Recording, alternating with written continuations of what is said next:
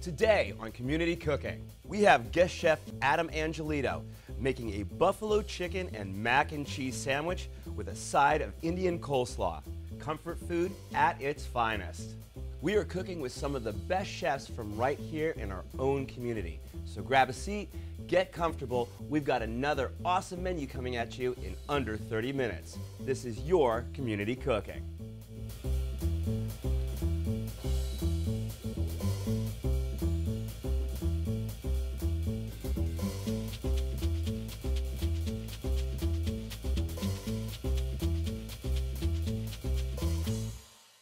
Hello and welcome to Community Cooking. I am your host, Kirk Leins.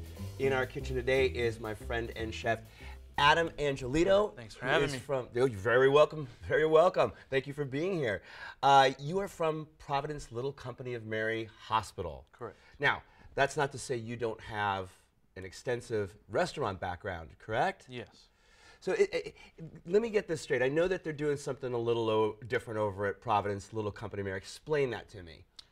We do actually serve room service to our patients where they're able to order anything they want any time of day, any meal. So if they want a steak in the morning, they can get a steak in the morning, or if they want an omelet at night, we'll make them an omelet and pancakes and waffles at night. So this is not your normal run-of-the-mill hospital food by any. Not. And do you notice, I mean, are a lot of your fellow chefs there, are they from the restaurant world as well? Everyone, some of them have second jobs in the restaurant industry, so they are all experienced cooks. That's probably one of the biggest aspects of trying to get into the hospital. Our director looks for someone with some good experience, so we're all pretty good in what we do. Awesome. I understand you have a really, really cool meal sharing program there that's not only cuts down on waste, but really helps the community. Tell me about that. Yeah, it's called the Food Finders Program. Anytime we have any leftover food from our cafeteria or even from our patient side, we wrap it up and pack it into special containers. They'll come over and we'll just give it to them. They'll serve it. Right now, I think we're doing underprivileged children. That's really, really great. All right, well, speaking of great, I love this menu today because this is like Southern comfort sort of decadence all wrapped up into a sandwich. We've got a buffalo chicken sandwich, which is not really Southern, but the fried part is, with mac and cheese actually in the sandwich. Yes. And then we have this like really delicious sounding Indian coleslaw. We are getting started, however, with our fried chicken. So what is up first? All right, so we'll take a bowl, pour a little bit of buttermilk in there. Okay. And this is, if you're doing Southern fried chicken or any fried chicken, this is really key. This is a key step. How long would you let this marinate in the restaurant? Usually you would do it over a little bit overnight, but since we only got 30 minutes to make a great meal, it still turns out pretty good, so we're going to do it that way. Just going to kind of use it as the wet part of our dredge. So I got some salt and pepper.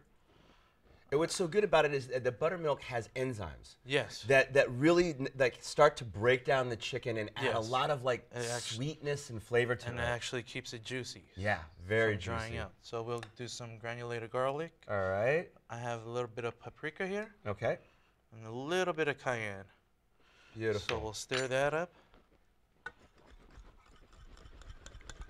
Okay. This is just going to give a little added extra flavor so that our flavor runs through this chicken. Exactly. So we'll take our chicken, let that soak in.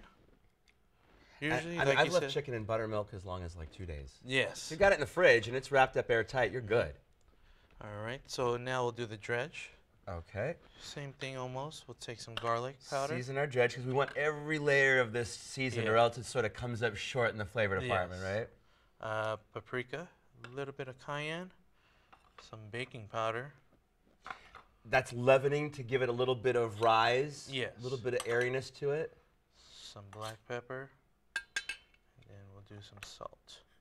Beautiful. And we'll also stir that up. Yeah, it's really, you know, you have to season all the layers of your food.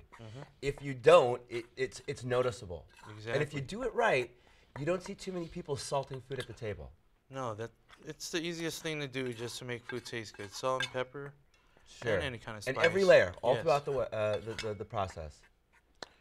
All right, now that we have dredging flour ready. Okay. And I see we've got some oil over in a pan over there getting nice and hot. So we'll get that. Was that just, is that canola oil or what is that? It's actually a canola oil, olive oil blend. Okay. So now we'll take our chicken and just dredge it in the flour. Beautiful. Usually like to do a wet hand, dry hand thing right here. Okay, I'm glad you brought that up because anybody who's ever dredged anything, if you're doing it wrong, you're going to end up with club hand. Yeah, clumpy hands. Right, but how he's doing it is one hand only touches the dry, the other hand only touches the wet, and then you get nice clean hands at the end of the process. And Beautiful. anytime you throw it into a pan with hot oil, you want to splash it away from you. Away, right. That way it doesn't splash back at you. Let me ask you something. If we weren't doing this on TV, and you're doing this, let's say, in the hospital or at home, after you dredge your chicken, would you let it sit for a little bit? Yeah, actually. I usually like to do that with my fried chicken. After it's dredged, like let it sit in the fridge for like about a half hour.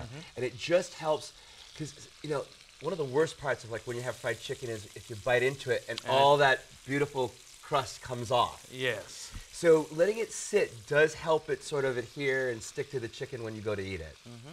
That's just what I've noticed. Beautiful. Oh, this is going to be a good sandwich. Whose idea was it to put buffalo chicken tenders and macaroni and cheese on the same sandwich? Let me ask you that. We have a lot of different recipes that we can choose from. It's actually my chef's idea to have this sandwich made today, so. Sounds good to me. Like I said, all my favorite things in between two slices of bread. All right. Okay, now we also have this Indian coleslaw, which I believe you're going to make next, correct? Yes. All right, and these are our ingredients for it. So once again, we've got some salt. We have cumin. This looks like fennel seed. Cumin seeds, actually. Oh, cumin seeds. Okay, cumin seed. So cumin and cumin seed. Coriander, ground coriander. Got some chopped jalapeno. A little bit of sugar. Yeah. Is this lemon or lime juice? That's lime juice. Lime juice, cilantro, and ground black pepper. Yeah. Of course, our cabbage. Yeah. Just a domestic cabbage that looks like it's been sliced. Some grated carrot, and we're good to go. Yeah. Beautiful. All Show me how you do it. So we'll take a little bit of olive oil I have here. So you're actually making this slaw in a pan. Yes, so you're going to cook it up so all the flavors fuse first, and then we'll go ahead and cool it off while we assemble our sandwich. Beautiful. And we got a burner on over there? Yes. Okay. So now we'll take our fennel seed, cumin seeds. Ah, I see what you're doing. Toast it up. Blooming all these spices. Yeah. Nice. And our jalapeno. This is what makes it Indian.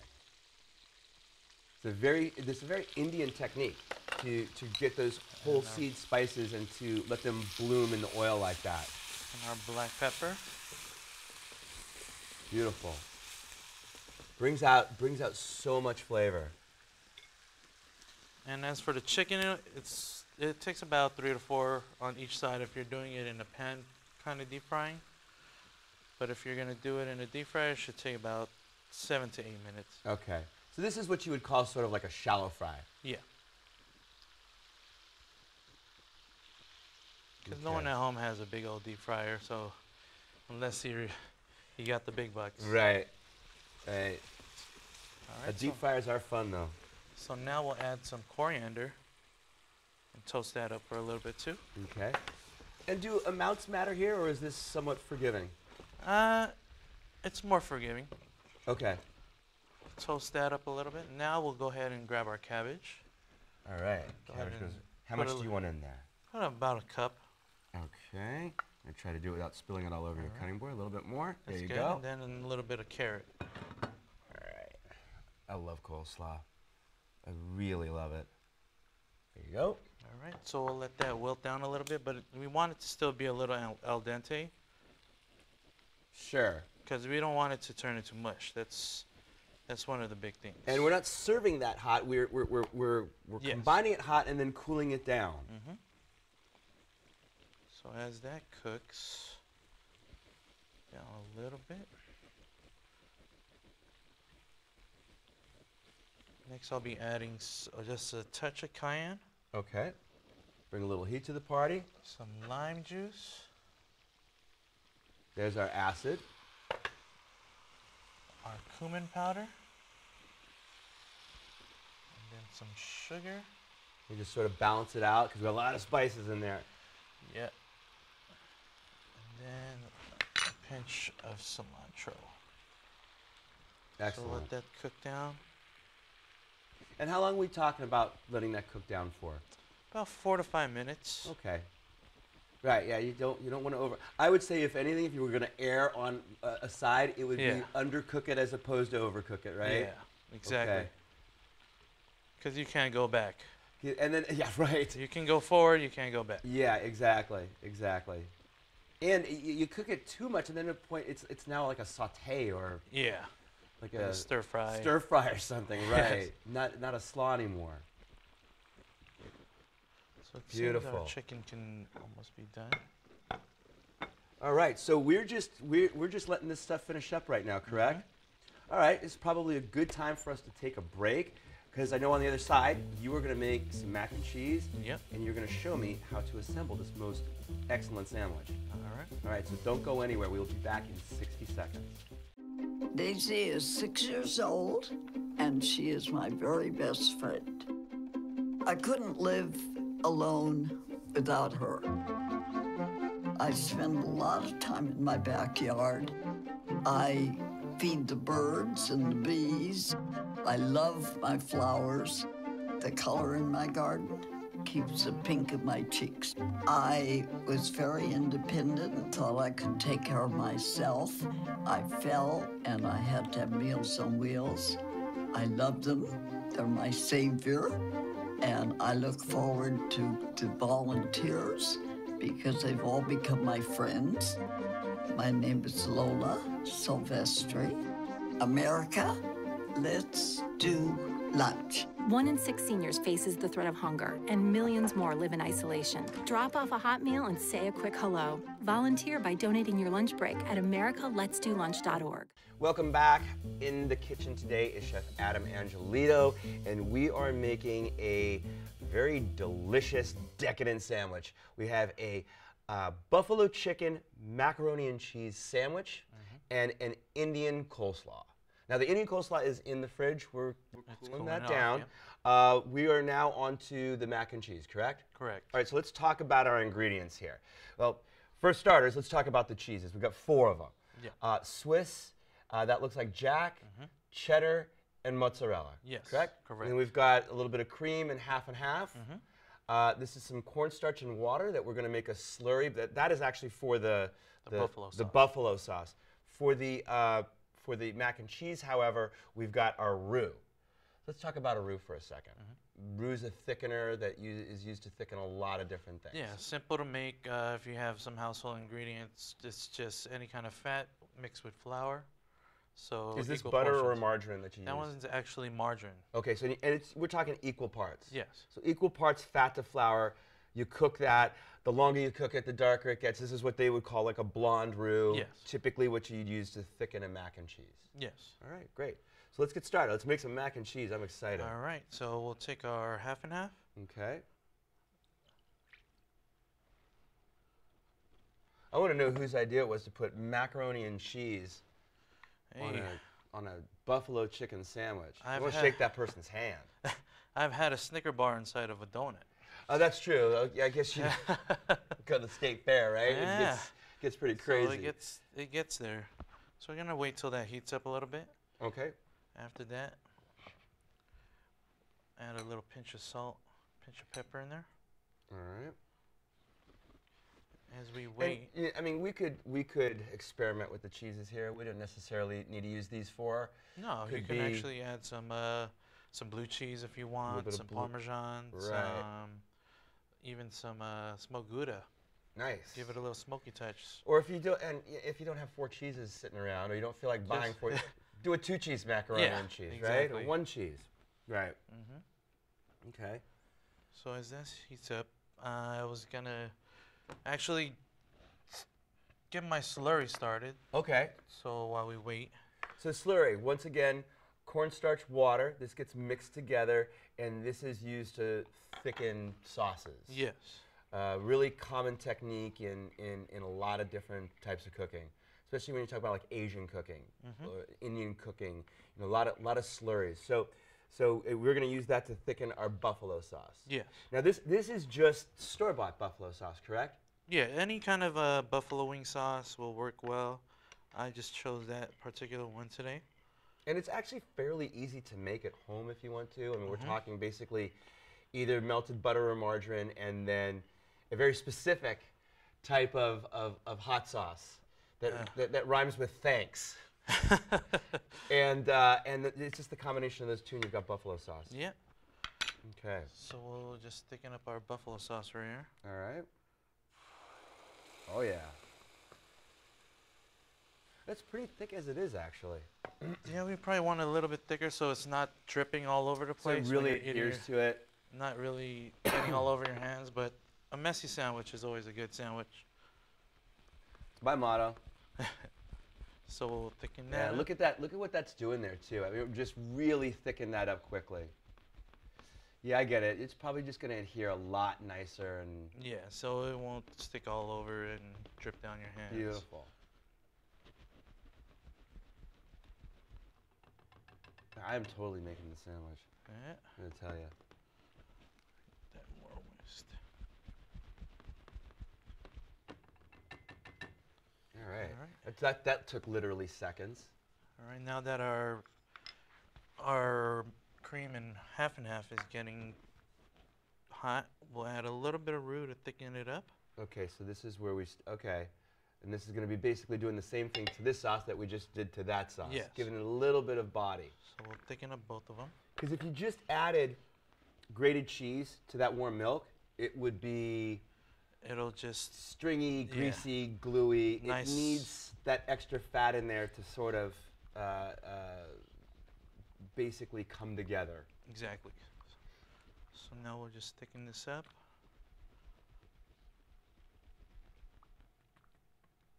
Try to get all the clumps out. You make this sandwich a lot too at the hospital? This one is what you would call like we do a demonstration meals. Okay. So on various days we'll do different dishes, and this would probably be one of them, where we'll one day out of the month we'll actually exhibit it. We do a lot of stir fries, a lot of around the world food. I think one of our more popular ones are our pasta bar, when we do a build your own pasta. Really? You get to choose anything, like all your sauces, from pesto, Alfredos, Right. marinaras. We can see that's starting to thicken that up nicely too. So as soon as this thickens up, We add our that's cheese. when we'll add our cheese. Yep. So while we wait, Beautiful. get our And this is, you know, I mean, what you've got here now is basically just like a white sauce, yeah, it's called a a bechamel. bechamel. Yes. Yeah, the more you let that thing, it's one of the 5 mother sauces in Yes. French cooking. So now that that's thick, we'll start off Oh yeah, there we with go. our mozzarella, our Swiss, and I'm just gonna put it all in here. Just, So just put it all in. This is Yeah. not going to be bad. stir that up a little so we have more space. Look at that cheesy goodness. Oh man. How good is this sandwich going to be? Really good. Now over here we have you've already cooked these off. These are elbow macaronis. Correct. It's nice because you have not overcooked these. These are very al dente. Yes, you don't want to cook it all, because if It's you going to cook get it, hot in there too. Right. cook it over, it'll just become mush. And that is sort of your classic macaroni and cheese pasta, is that elbow mac. Look at that. That is a thick cheese sauce. So now we'll add a little bit of our macaroni. Please do.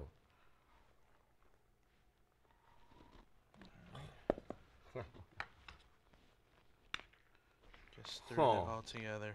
Oh my. Some cheesy goodness. Oh yeah. Oh my.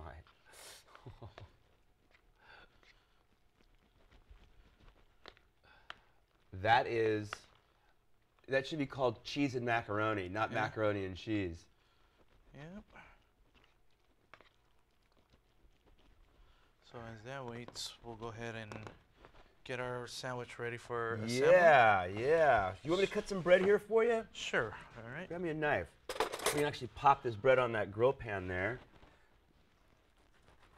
And then that way we can get a nice little crisp consistency to that.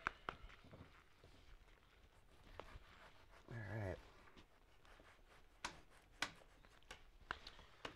All right, here you go, Adam. Why don't you pop that on there? All right, so we'll go ahead and grill those up. And then what do? We just put the buffalo chicken tenders into the sauce and kind of toss. Oh, we do it in the bowl. We can do either or. I'm gonna do it in the bowl. That way it's evenly coated. Nice. How about the slaw? Can I get that out of the fridge? Yeah, sure. Excellent. Alrighty. All right. Ah, it smells so good. And it is totally cooled down. Beautiful. All right, show me how that sandwich is going to be plated. And we're one step closer to eating. All right, so we'll go ahead and grab some of our toasted bread. Okay. All right. Grab our chicken. Ah, God, I love the smell of buffalo sauce. Actually, we'll do the mac and cheese first. Look at that. That is a cheese pull. So go ahead and.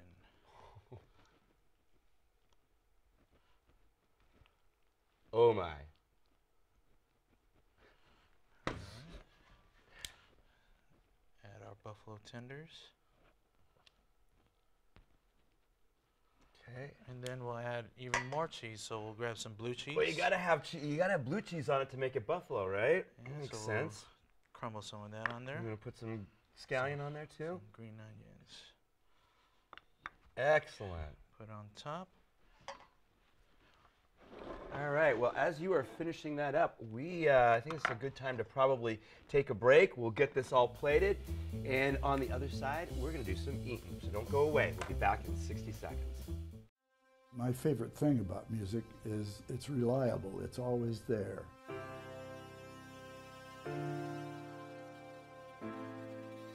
There's nothing to worry about when you do music. It takes my mind off of all of the worries that I have in life. You're just having fun. When I'm playing it, I'm like, wow, this is me. I sometimes just like shock myself. It's wonderful that I'm part of something that brings me great joy. And it just helps me cheer up other people. And the sound just increases around you and you just become immersed in it. You become one with it. When you play music, you are playing life.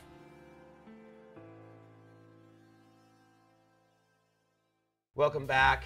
In our kitchen today is Chef Adam Angelito, and you have prepared just a most delicious looking sandwich.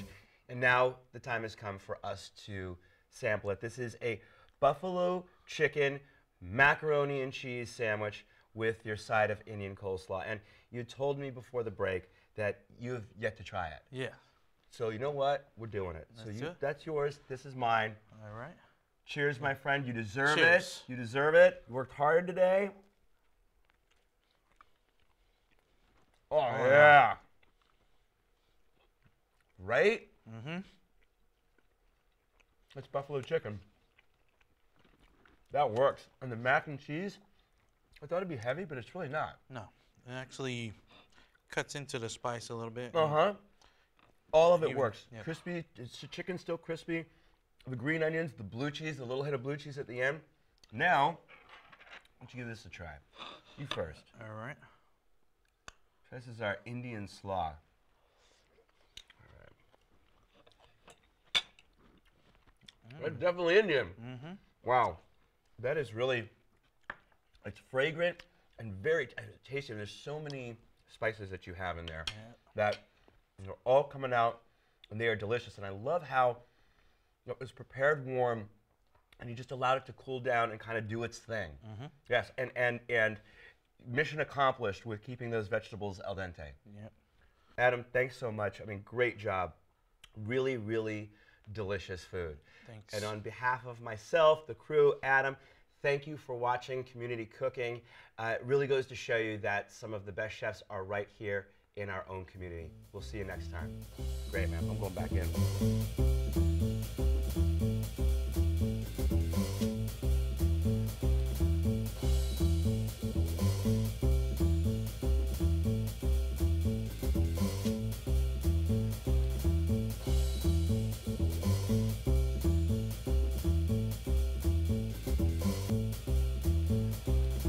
If you'd like a copy of the recipes seen on this show, send us a self-addressed stamped envelope to the Office of Cable and Community Relations. That's 3350 Civic Center Drive, Suite 200, in Torrance, California, 90503.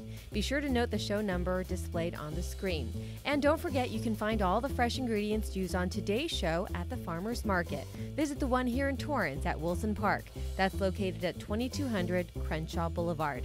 They're open every Tuesday and Saturday from 8 a.m. until 1 p.m., rain or shine. And if you'd like to be a guest on our show, email us at communitycooking@torranceca.gov and check us out online at youtube.com/TorranceCityCable and like us on Facebook at Community Cooking TV.